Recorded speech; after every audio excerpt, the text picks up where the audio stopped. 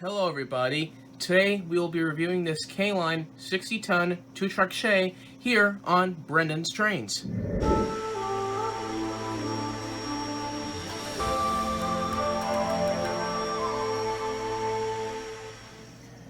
Let's go and open this box. This is the Shay locomotive box it came in.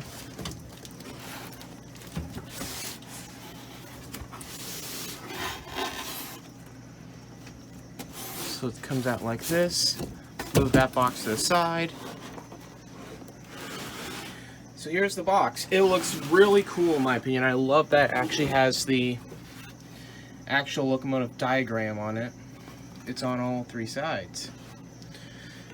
See if I turn, you can see the features on it. It's an undecorated model. Is what you think. Oops, sorry about that.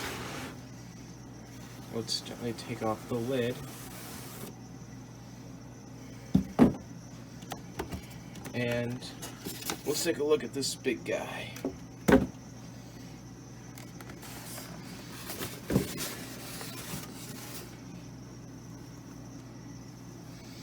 And look at that. Beautiful.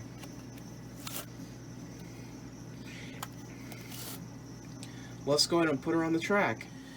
This engine is very special to me personally because this is my dream train. Ever since when I was 7 years old, when I saw in the Lionel catalog, I saw this particular engine. A legacy one though. I would always ask my parents for one for many years until 2018 when I got a Lionel Shay, but unfortunately it broke on me 3 times. So I sent it and got this new one and traded it.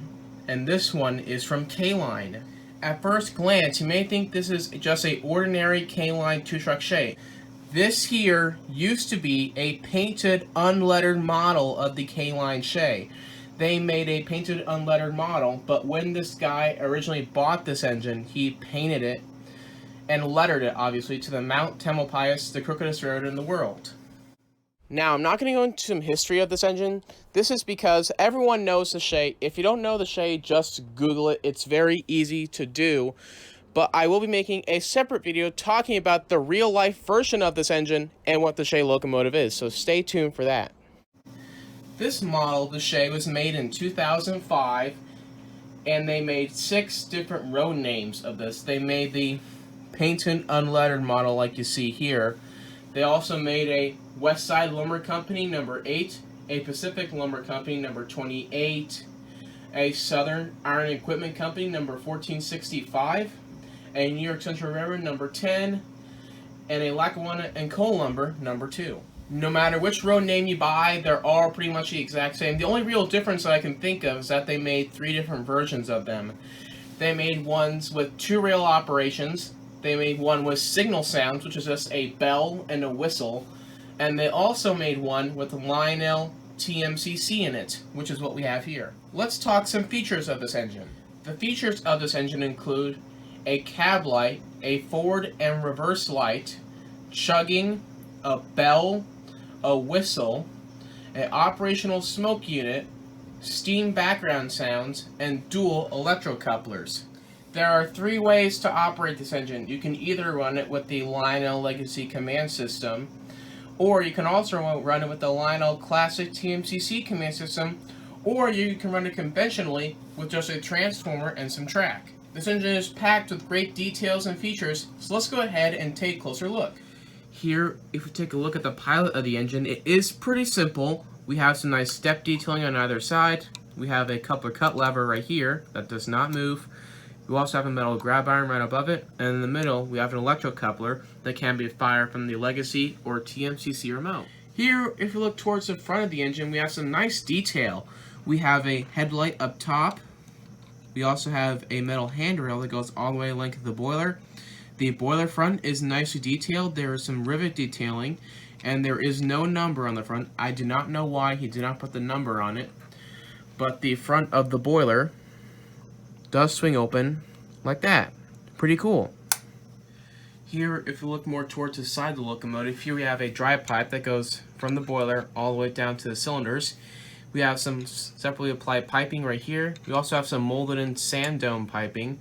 And then right here is a tiny legible builder's plate. Here is a closer look at the builder's plate, and as you can see, it says this engine was built by Lima in November of 1918. Here, if you look underneath the running board, here we have some separately applied piping up here. We have an air tank right here, and then right here is the start of where all the gearing goes. Now, this is one of the trucks of the locomotive. Now, these are the casted trucks, rather the bolted together trucks from what I can tell. Now, I'm not going to show you the second truck because this looks exactly the same as the front one, as you see here.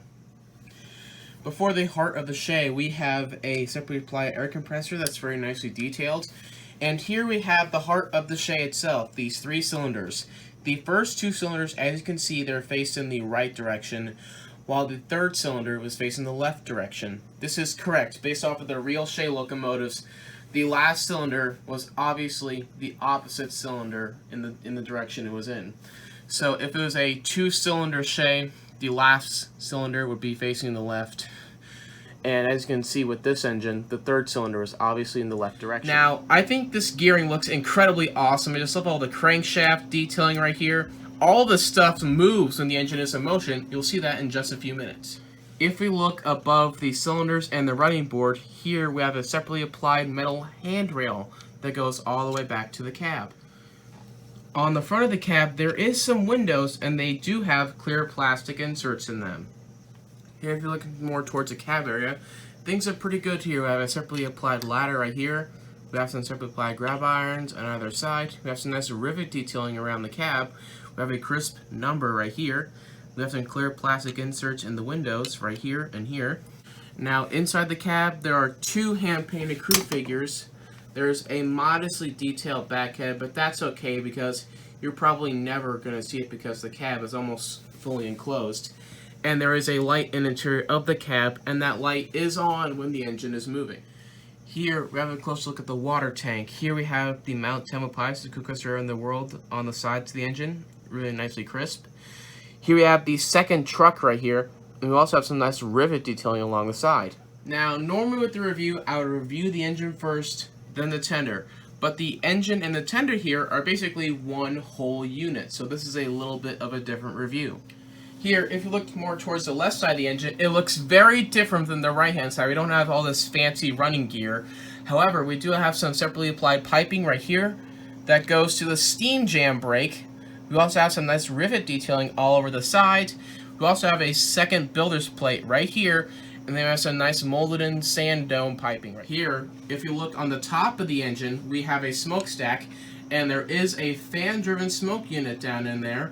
And as always, to load smoke fluid into the smoke unit, you simply pour the smoke fluid directly down the stack.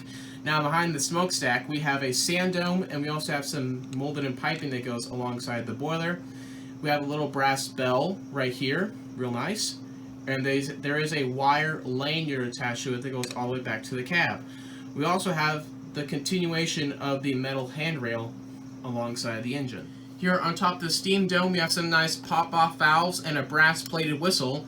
We also have the dynamo generator back here. On top of the cab, there's no rivet detailing, but there is a little vent on top of the cab roof that opens up like that. Now, right next to it is what's left of the whistle cord. Unfortunately, with this engine, there is no wire lanyard from the whistle to the whistle cord here. But I will make one for this engine. Here's the coal pile. Now, this is not real coal. This is a cast-in coal load. But if we lift up the coal pile, here we can find the control switches for the locomotive. Here we have the program run switch, the smoke unit on and off switch, the cruise control on and off, the full rail sounds and just signal sounds, and we also have the volume control right here. And behind the coal pile, there's a little water hatch that opens up like that. Here, if you look towards the back of the engine, we have a backup light right here. We also have a metal ladder that goes all the way down. We also have some sandboxes on either side. We also have the same pilot as the front of the engine. We have a grab iron right above the coupler cut lever. We have some nice step detailing, and there's the second electric coupler that can be fired from the Legacy or TMCC remote. The last thing we do before we start this engine up is to mention my favorite feature on this engine. My favorite feature is an easy pick. It's all the great mechanical action. This thing looks great. It looks unlike anything else in my collection because it's a Shay. And all this stuff looks fantastic when the engine is in motion. So yeah, my favorite feature is the mechanical action. Alright, let's go ahead and start this engine up and have some fun with it. Okay, here we go. Fire up.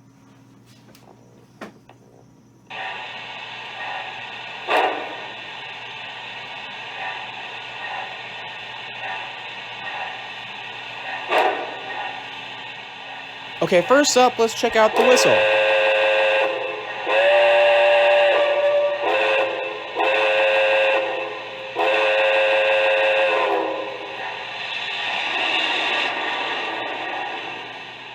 Here's the bell.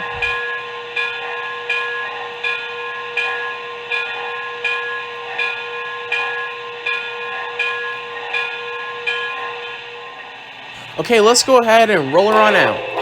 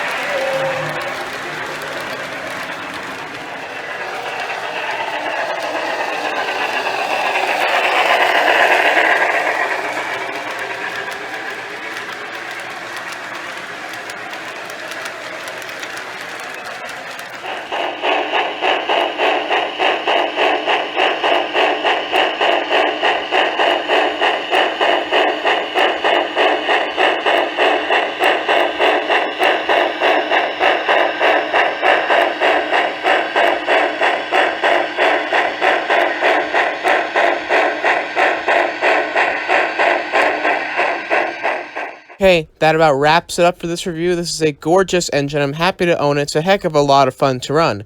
Now, other than the painted unlettered version like you saw, there's also a New York Central, West Side Lumber, a Pacific Lumber Company, a Southern Iron Equipment Company, and a Lackawanna and Coal Lumber Company. So there's a lot of road names to choose from. Now, to find one on eBay, I've seen them go for $500 to $1,000. They are not cheap. And if you want to find a painted unlettered one, good luck. Because all the years I've been looking for one, I only found one time on eBay and was asking $800 for it.